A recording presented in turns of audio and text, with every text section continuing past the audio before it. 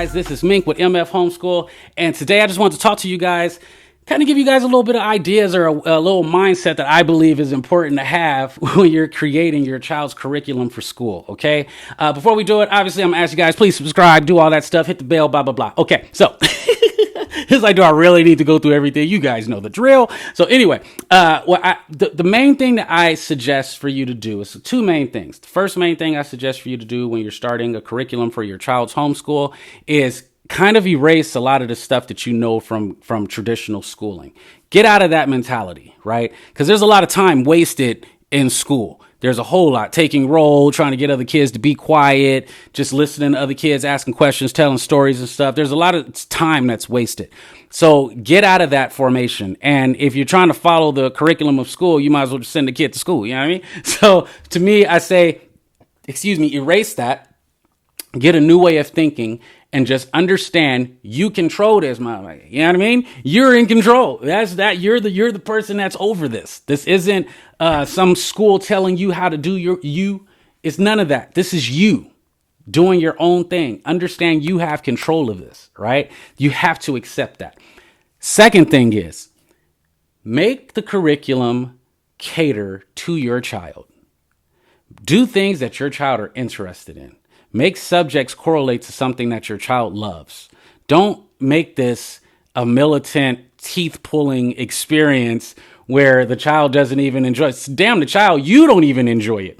You mad because you got to go to work to teach your kid. You wake up, God damn, I teach these kids again. I thought it was your kid. Yes, I hate that kid. No, you can't be like that. You know what I'm saying? You got to make sure that you're making a program that you're even going to be interested in, right? But you have to do this where it caters to your child. That's the beauty of homeschool. The beauty of homeschool is that you don't have to send your kid to a generalized education program. There's no way that a school of 2,000, 3,000 kids are going to be able to focus on a child individually. That just don't happen because there's only a certain amount of classes and teachers they have. But as a parent, you can focus on those things that your child really could be strong at, right? So like with my child, I know my child ain't going to never be a historian. He's never going to do that. He's never going to go to the army. He ain't going to be doing none of that stuff that got to do with somebody like looking at history and be like, yeah, man, I want to do this. That's not my child whatsoever. You know what I'm saying? But what he is, he's a nerd. He loves science and stuff. So I'm like, okay, let's focus on science. Okay. What we're doing is we're meshing in the science and his regular, what he loves to do as an activity. He loves to snorkel. So, okay, what we're doing is part of his education. We're going to learn about animals. We're going to learn about eels. We're taking him over to a snorkeling place that you can snorkel with eels, and he's going to get that experience. So in case he wants to be a marine biologist or something like that. So I'm looking at the things that my child loves to do and then trying to find ways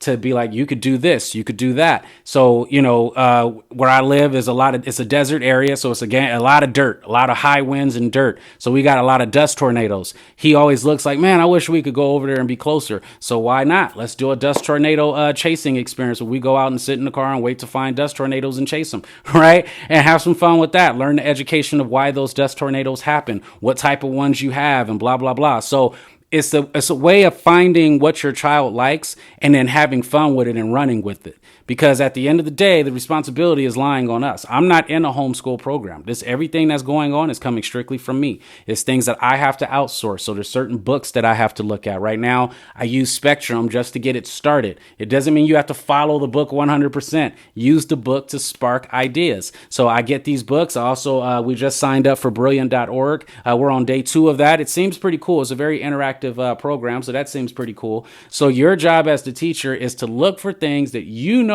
your child is going to love and things that you're actually going to have fun teaching it yourself. You might even be learning stuff. I'm telling you, I learn stuff all the time. We're working on nouns and stuff, or proper nouns and common nouns. I'm like, oh, this makes sense now, right?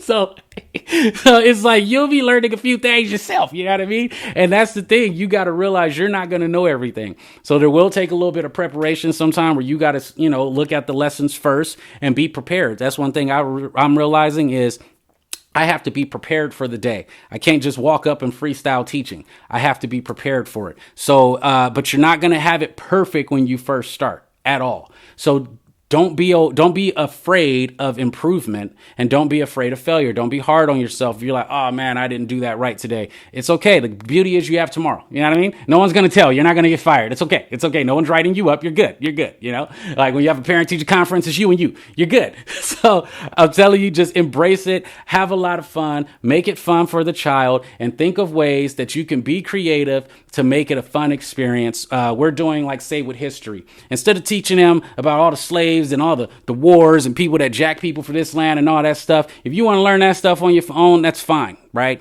But I'll teach you the history of technology. And with that history of technology, we're going to start learning about the countries that certain technologies come from. You got Black History Month. What I want to do is learn about different cultures every month. We're going to focus on, or every week, focus on a different culture. We're not going to just focus on Black history. We're going to focus on, things that happen in Thailand, things that happen in Australia, just different places, parts of the world, just Norway. This is what goes on over there. This is their way of living. I want him to be well-rounded in his education. I don't want him being taught that his people are victims, because we're not. And so I have a whole nother way of wanting to teach him history. We're going to watch Pawn Stars. We're going to look at some of the items that they bring in on Pawn Stars, and then do our own, research on the history of some of the items. And then we're going to incorporate going to the thrift stores or, yard sales and buying things and then flipping them and reselling them on eBay or something, or OfferUp or something like that. So I'm showing him things that's going to be fun and things that are going to be useful for his everyday life as he gets older, and not things that he just had to memorize. And then when you turn 18, now you got to start getting serious. Or when you're 16, you got to start thinking about what you want to do with your future. His future in my world is 14, right? So he needs to be preparing for these things now, so that as he gets older, he has the freedom to actually follow whatever it is he wants to follow, because he has everything set in place to be able to do that. So that's just, my little tips for starting the curriculum. Just make sure you're not thinking about the old traditional ways of school, and also make sure that you're thinking about the things that your child are going to love, and also things that you're going to love as well. Okay. So anyway, that's the end of this video. I will definitely be back with more videos. Make sure you subscribe. Make sure you hit the like. Make sure you hit the bell and do all that awesome stuff. This is I almost said my name from my other channel. But this is Mink. I got another channel. It's a THC related channel, But this is Mink with MF Homeschool, man. I'm gonna holler at you guys. Peace out.